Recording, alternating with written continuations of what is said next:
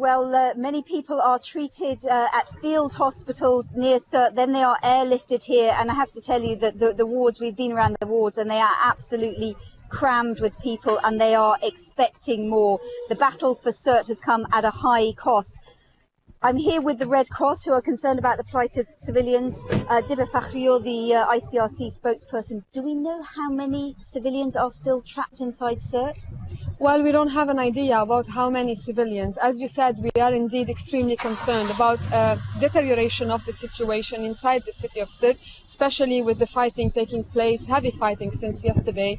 We can tell you about the numbers that the ICRC assisted so far for the people who left Sirte. More than 20,000 are already displaced, whether on the eastern side of Sirte or on the western side. But how many are still trapped inside, we don't know. And we are extremely concerned about the situation of these civilians, as well as the situation of Ibn Sina Hospital, who was functioning under very difficult conditions when we were there for the last time on Thursday.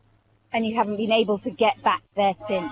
We couldn't go back. We were planning to go back as soon as possible. The security situation did not allow a return yesterday, but we hope to be able to access very soon, because the situation was not good when we went there, and now we're receiving information, but we cannot confirm this information, that the situation is getting even worse with the fighting of yesterday, and the hospital might not be functioning properly anymore. So the last time we were there, there was already only 3 doctors left and around 100 patients who are still in the hospital. We don't know what's happening now, and we hope to be able to go back very soon there.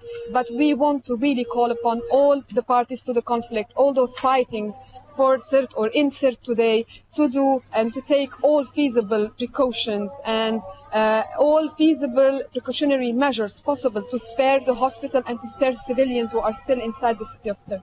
Are you concerned that fighters loyal to the new authorities have been using very heavy weaponry in and around Sirte? Well, we don't interfere in how the military operations are run, but for the International Committee of the Red Cross, the main concern is the civilians and the hospital with the patients, the wounded patients that are inside. So again, we call upon all parties to take all feasible measures to spare the hospital and protect the civilians and distinguish between civilian and military targets for them inside Sirte. And have you got any sense of the scale of civilian casualties? I know that must be difficult to assess. Very difficult to tell at this stage, whether in Sirte or all over the conflict in Libya. When we were last on Thursday inside the Ibn Sina hospital in Sirte, we've seen around 100 wounded people who are inside the hospital, but it doesn't mean that this is the total number. This is what we managed very quickly to estimate, but we don't have official figures so far. Deteriorating, thank you very much. And I was speaking to a wounded fighter inside this hospital.